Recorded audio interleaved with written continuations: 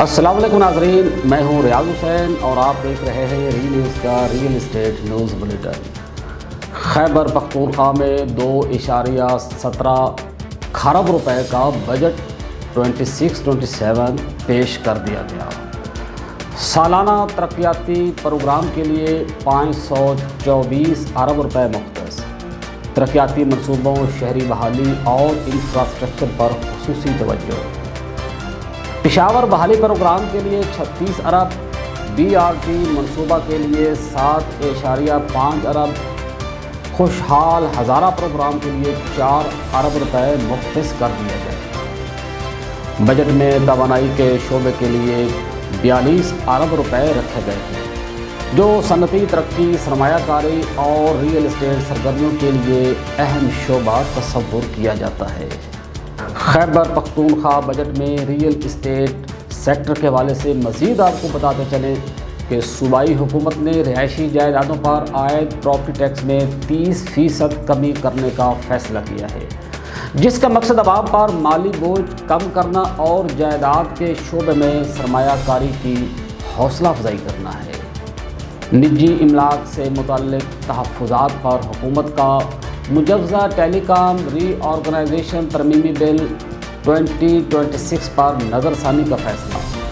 زیر زمین کیبل سے متعلق شکیں برقرار رکھنے کا امکان، اوور گراؤنڈ انفراسٹرکچر کے قواعد سینٹ کی منظوری سے قبل تبدیل کیے جا سکتے ہیں۔ یہ بل 11 جون 2026 کو قومی اسمبلی سے منظور ہوا تھا۔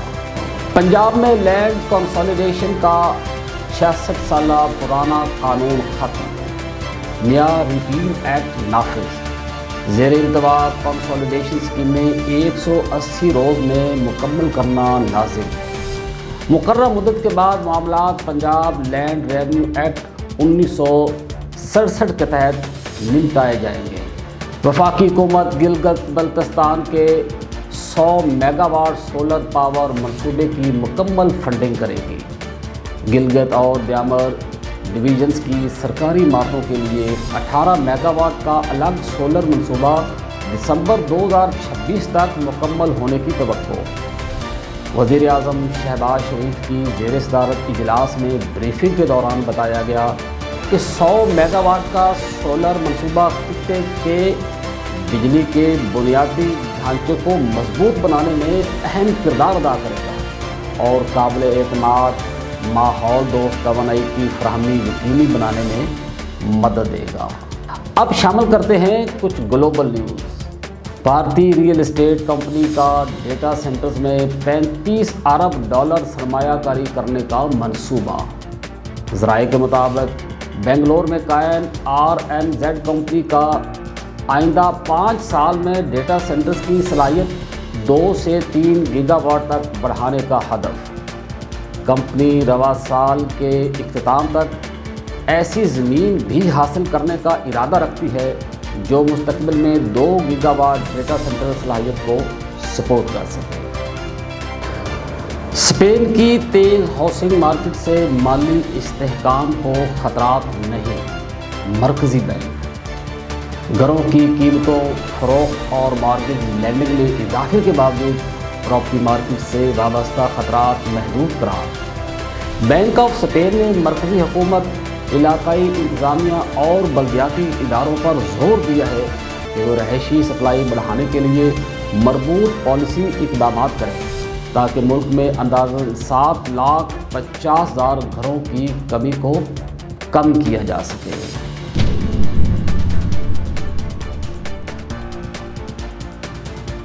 ناظرین، آج 20 جون ہے اور آج ہی کے دن ہم اپنے نیوز بلیٹن میں ایک اور سیگمنٹ کا اضافہ کر رہے ہیں۔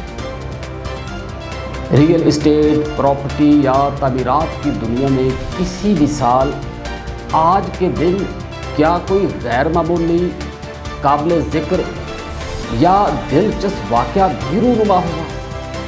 جی ہاں، بالکل ایسا ہوا۔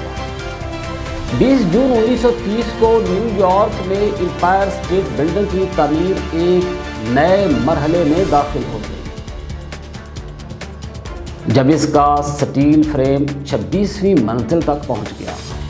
یہ پیش رفت صرف ایک عمارت کی تعمیر نہیں تھی بلکہ 20ویں صدی کے شہری ویژن، انجینئرنگ مہارت اور کمرشل ریئل اسٹیٹ کی نئی صنعت کی علامت تھی۔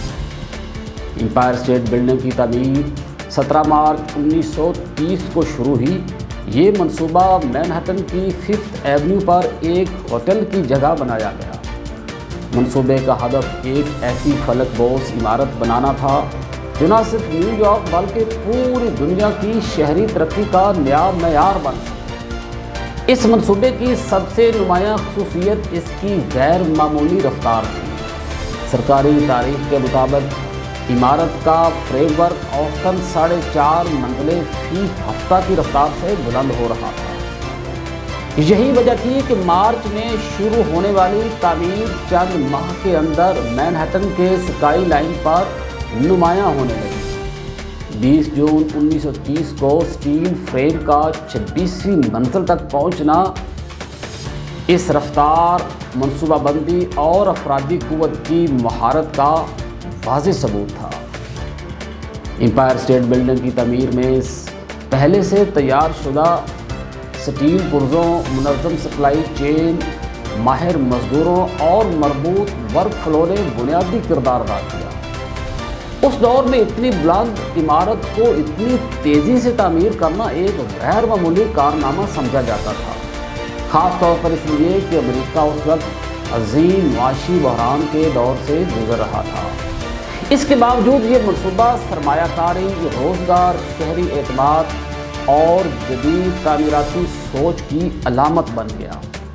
یہ منصوبہ 1931 میں مکمل ہوا اور 1 مئی 1931 کو باضابطہ طور پر اس عمارت کو کھول دیا گیا۔ امپائر اسٹیٹ بلڈنگ 102 منزلوں پر مشتمل ہے، جبکہ اس کی بلندی 1454 فٹ ہے۔ یہ عمارت کئی دہائیوں تک دنیا کی بلند ترین عمارتوں میں شمار ہوتی رہی اور نیو یارک کی شناخت کا لازمی حصہ بن گئی۔ ریئل اسٹیٹ کے نقطہ نظر سے امپائر اسٹیٹ بلڈنگ نے یہ ثابت کیا کہ بڑے تعمیراتی منصوبے صرف دفاتر یا تجارتی جگہ نہیں بناتے، بلکہ شہر کی معاشی طاقت، عالمی پہچان اور شہری نفسیات کو بھی متاثر کرتے ہیں۔ یہ عمارت آج بھی جدید بلند عمارتوں، کمرشل پراپرٹی ڈیولپمنٹ، سیاحت اور اربن برانڈنگ کی ایک مضبوط مثال ہے۔ امپائر اسٹیٹ بلڈنگ کا تاریخی کردار اس بات کی یاد دہانی کراتا ہے کہ جب ویژن، سرمایہ کاری، انجینئرنگ اور شہری منصوبہ بندی ایک سمت میں جمع ہو جائے تو ایک عمارت پورے شہر کی پہچان بدل سکتی ہے۔ ناظرین، فی الحال اتنا ہی۔ دیکھتے رہیے ری نیوز۔